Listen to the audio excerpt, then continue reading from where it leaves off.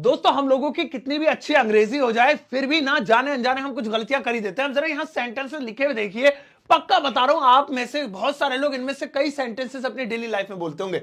WhatsApp me, मुझे WhatsApp कर दो। बताओ नहीं बोला होगा यार, ये तो कौन नहीं बोलेगा। टेकिंग ब्रेकफास्ट, नाश्ता कर रहा हूं, लाइट हैज गॉन, बिजली चली गई। अबे यार देखो देखो कितना आसान है ये, देखो सबसे टॉप पे लिखा है थैंक्स सर। अब यार ये बताओ, ये थैंक्स कौन नहीं बोलता होगा ये जो है, लेकिन ये गलत क्यों है? तो वही जानकारी आज मैं आपको दूंगा। इस वीडियो को एंड तक जरूर देखिएगा, बड़ी मजेदार है। चलिए आइए शुरुआत करते हैं। सबसे पहले हम क्या करते हैं, इसी को उठा लेते हैं, थैंक्स वाले को। यार क्या गलती है इसमें? किसी को थैंक्स अगर बोल रहे हैं, और थैंक्स तो कोई गलत भी नहीं है, मैं खुद कह रहा हूं गलत नहीं है, लेकिन इसमें एक छोटी सी गलती है। और वो छोटी सी गलती पता है क्या है? ये देखिए इसमें एक सर लिखा हुआ है। तो आप सोचेंगे अच्छा सर नहीं बोलना है तो क्या बोलना है? पैर बोलना है। सर सही तो है। अरे गुस्सा मत करो, देखो सुनो, सर का मतलब क्या है कि आप किसी ऐसे बंदे को थैंक्स बोल रहे हैं जो आपसे स्टेटस में बड़ा है। जाहिर सी बात है उसे सर बोलेंगे। अपने दोस्त को या वाइफ को या हस्बैंड को तो सर नहीं बोलेंगे, है ना? तो स्टेटस में बड़ा, तो जब कोई स्टेटस में बड़ा हो जाता है तो अंग्रेजी इनफॉर्मल से फॉर्मल हो जाती है। अगर आप उनके साथ भी इनफॉर्मल बोलेंगे तो गलत बोल रहे हैं आप, आपकी जॉब भी जा सकती है अगर आप प्रोफेशन में है तो इसीलिए अपने से बराबर वालों को और अपने से छोटों को आप इनफॉर्मल वे में थैंक्स बोल सकते हैं। बॉस वगैरह को, टीचर को या किसी ऐसे इंसान को जिसे सर मैम कहें आप नहीं बोलेंगे। फिर क्या बोलेंगे? सुन लीजिए, इन्हें बोलेंगे, क्या बोलेंगे एक बार मैं देख लेता हूं यहां पे साफ करके। इन्हें बोलेंगे thank you, thank you sir. ये तरीका है, थैंक यू सर, है ना? तो ये जाने अनजाने हो रहा था, पहले गलत बोल रहे थे, थैंक्स सर, थैंक्स मैम। भाई ये आदत है तो छोड़ दो, बच्चों को बोल दिया करो थैंक्स बेटा, या अपने दोस्तों को बोल दिया करो थैंक्स यार। लेकिन आप बड़ो बॉस वगैरह से मत बोलना प्लीज, और प्रोफेशनल लोगों से खास तौर पे नहीं। थैंक्स नहीं, थैंक यू। ये अपनी जगह सही है अगर इसमें बड़ों छोटों से बोला जाए या बराबर वालों से कैजुअल वे में। इसके बाद आता है डू वन थिंग। अब इसमें क्या गलती है? इसका मतलब क्या होता है कि मेरा एक काम कर दो, डू वन थिंग, या एक काम कर दो, ऐसे ही बोल देते हैं।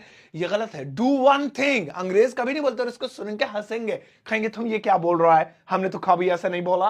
तो सुनो, इसको अंग्रेजी में सही तरीके से ऐसे बोलेंगे, do me a favour, do me a favour. ये एक बेहतर तरीका हो सकता है। वैसे बहुत अलग अलग तरीके भी हो सकते हैं, लेकिन उनमें से ये एक हो सकता है, do me a favour. Do one thing नहीं, डू मी अ फेवर। हाँ जी बताइए, प्लीज, जो भी आपका बोलना है बोल डाल दो। तो इस तरीके से मेरा एक काम कर दो, डू मी अ फेवर, ना कि डू वन थिंग। अगला वाला आता है आई एम थिंकिंग। इसका मतलब क्या? मैं सोच रहा हूं। अब आप सोचिए, अगर मैं बोलूं कि मैं सोच रहा हूं तो इसमें गलती क्या है? मैं सोच रहा हूं प्रेजेंट कॉन्टिन्यूअस टेंस है, इज एम आर लगेगा, आई के साथ एम लगेगा, थिंक का थिंकिंग हो जाएगा। So what's wrong with it? इसमें गलती क्या है? लेकिन इसमें बहुत बड़ी गलती मैं आपको दिखाता हूं। थिंक अपने आप में एक ऐसी क्रिया है जिसमें आईएनजी के बिना सिंपल प्रेजेंट में सेंटेंस बनाया जाए तो बेहतर होता है। ये ग्रामर का रूल है, कोई सर पैर नहीं है ग्रामर का। ऐसा नहीं है कि इस वजह से, देयर इज नो रीजन कि इस वजह से, बस फैक्ट है। ये फैक्ट ये है कि इसमें कभी भी मैं सोच रहा हूं बोलिए, चाहे कुछ भी बोलिए, आपको ऐसे ही बोलना, आई थिंक। आई थिंक मैं सोच रहा हूं कि मैं आगरा घुमाऊं, I think I should go Agra. मैं सोच रहा हूं कि उसे फोन करूं, I think I should call him. So मैं सोच रहा हूं आई थिंक, ना कि आई एम थिंकिंग। ये भाई ध्यान रखिएगा, ठीक है? चलिए अगला वाला देखेंगे, I am going to home. मैं घर जा रहा हूं। इसमें क्या गलती हो सकती है? बढ़िया सेंटेंस है। इसमें तो क्या सारा ऊपर की तरह गो में भी आईएनजी हटवाओगे क्या? कुछ नहीं हटवाऊंगा, लेकिन फैक्ट सुनो क्या है। जब भी आप बोल रहे हैं मैं घर जा रहा हूं, तो आप इसमें ध्यान रखेंगे कि ये टू नहीं आएगा। आप कहेंगे सर टू तो आता है ना, किसी भी जगह को जाते हैं, I am going to Delhi, I am going to Mumbai, I am going to home, सब में टू लगाएंगे। लेकिन पता नहीं क्या ग्रामर का रूल है कि टू, अब होम के साथ टू नहीं लगाएंगे, या तो फिर होम से पहले कोई एक वर्ड जोड़ो, I am going to your home, I am going to Rahul's home, I am going to my home. ये आई माई को जोड़ो, लेकिन डायरेक्टली टू को होम की शक्ल नहीं दिखाएंगे। इनका आपस में पंगा है, उधार उधार लिया था इन्होंने, कभी होम नहीं कहा, साथ टू नहीं लगाएंगे।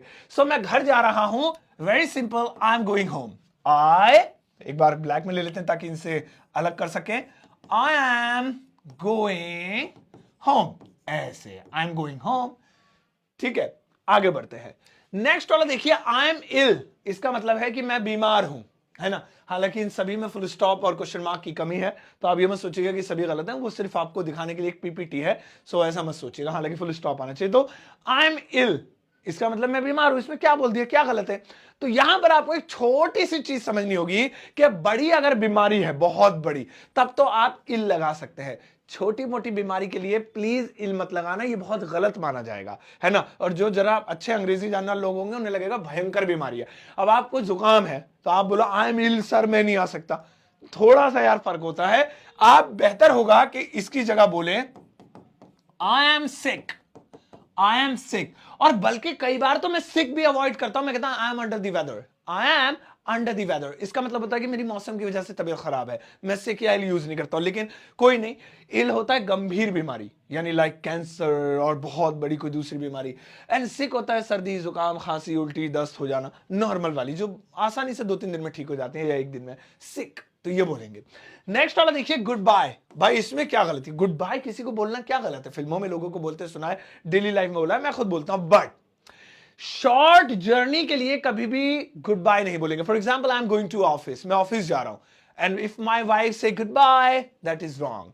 क्यों? क्योंकि गुड बाय बोलते हैं when we are going on a long journey, जब हम लंबी जर्नी पर जा रहे हैं। Suppose if I am going to US और मैं 1-2 महीने बाद आऊंगा, या मैं जा रहा हूं कहीं ऐसी जगह जहां 4-5 साल बाद आऊंगा, या मुझे हॉस्टल में डाल दिया घर वालों ने कि चाँद तू गया 5 साल पढ़ता रहे, तो यहां पे क्या हुआ, लॉन्ग जर्नी के लिए। या कई बार कभी कोई वापस नहीं आने वाला, लाइक वो मर रहा है, गुड बाय विलेन बोल देता है हीरो को, या हीरो विलेन को बोलते गुड बाय बेटा आप जाओ ऊपर ही मिलेंगे, तो वहां पर बोलेंगे। शॉर्ट जर्नी के लिए बेहतर होगा हम वही वाला बोले जो हम बोलते हैं बाय, सिंपल बाय। देखिए अगर आप बाय की जगह गुड बाय बोल भी देंगे तो कोई पहाड़ नहीं टूट जाएगा, लेकिन ये बस आपको समझ होनी चाहिए कि कौन सी चीज कब बोलनी है। चलिए आगे बढ़ते हैं। बर्थडे इज कमिंग, इसका मतलब क्या होगा, जन्मदिन आ रहा है। अब किसी का भी जन्मदिन आता है तो हम इंग्लिश में ही बोलते हैं his birthday is coming, my birthday is coming, his birthday is coming, उसका बर्थडे आ रहा है। But that is actually wrong. Birthday के पैर नहीं है जो चल के आएगा, सो कमिंग क्यों, है ना। इसको हम बेहतर होगा ड्रॉइंग नियर बोले, ड्रॉइंग नियर। या कोई चीज जब पास आती है सो वी से drawing near. So birthday, birthday is drawing near, drawing, भाई ड्रॉ लिखेंगे पहले, ड्रॉइंग, जल्दी आ गया, ड्रॉइंग नियर, ऐसे, है ना। Birthday is drawing near. ऐसे ही बोल सकते हैं कि क्रिसमस आ रहा है, भाई नजदीक आ रहा, आने वाला है, तो क्रिसमस इज ड्रॉइंग नियर। सो कोई भी ओकेशन, कोई भी त्योहार, कोई भी खास दिन जब आ रहा है वी से ड्रॉइंग नियर। सो ये ध्यान रखिएगा, ये गलती करते लोग, कमिंग नियर, उसकी शादी आ रही है, his marriage is coming, gate खोल ले, घर में ही आएगी शादी तेरे, उसे बिठाल की दावत करा दियो भाई। सो कमिंग का यही मतलब होता है जो मैंने बोला, तो सही है ड्रॉइंग नियर। आगे बढ़ते हैं।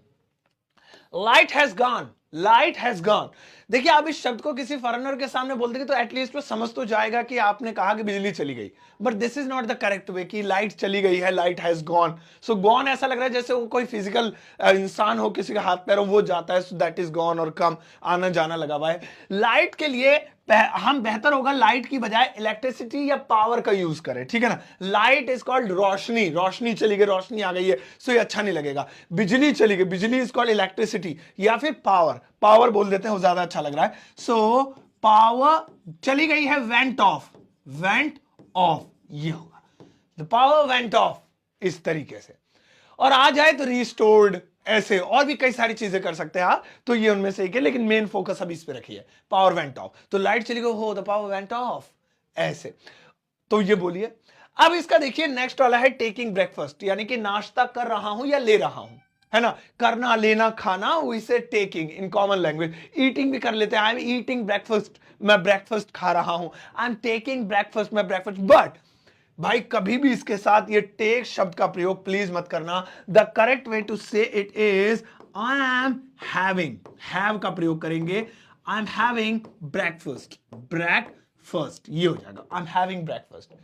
इसके बाद आता है दोस्तों व्हाट्सएप में। देखिए ये तो सबसे ज्यादा लोग यूज करते हैं, है ना। हाँ व्हाट्सएप में और फोटो, व्हाट्सएप में द वीडियो, अरे यार व्हाट्सएप में यार मुझे मैसेज कर देना, मैंने नंबर दे दिया, मैं सेव कर लूंगा व्हाट्सएप में। नहीं नहीं नहीं नहीं, ये इनफॉर्मल ही नहीं बल्कि ये तो अंग्रेजी की ऐसी तैसी हो गई, समझो, बिल्कुल बकवास है। बल्कि इसे कहेंगे, बड़े ध्यान से देखिएगा, drop me a message, drop या फिर सेंड, इनमें से कोई एक चीज, me a message on WhatsApp, on WhatsApp, ऐसे। तो यहां पे कैसी है व्हाट्सएप, हाँ एच ही तो था, मैंने खामा खाई नहीं मिटा दिया। व्हाट्सएप, है ना। तो यहां पे इस तरीके से यूज करेंगे, drop me a message on WhatsApp, drop me a message on WhatsApp या send me a message on WhatsApp, तो ऐसे बोलेंगे। तो भाई ये ध्यान रखिए, ड्रॉप या सेंड का यूज करेंगे खाली व्हाट्सएप में। व्हाट्सएप में ये सब इंग्लिश को बेकार बनाने वाली चीजें हैं और इनका इस्तेमाल प्लीज मत कीजिए। एक छोटा सा होमवर्क आपको देके जा रहा हूं, अगर आप यहां तक आ गए तो बहुत होनहार है, अपनी होनहारी को साबित जरूर कीजिएगा, होमवर्क करके जाइएगा दोस्तों। यहां पर इस समय आपको ज्यादा नहीं, बस एक ही सेंटेंस दिखाई दे रहा होगा जो कि हम रॉन्ग बोलते हैं अपनी डेली लाइफ में। आपको यह बताना है कि इसे सही तरीके से कैसे बोलेंगे।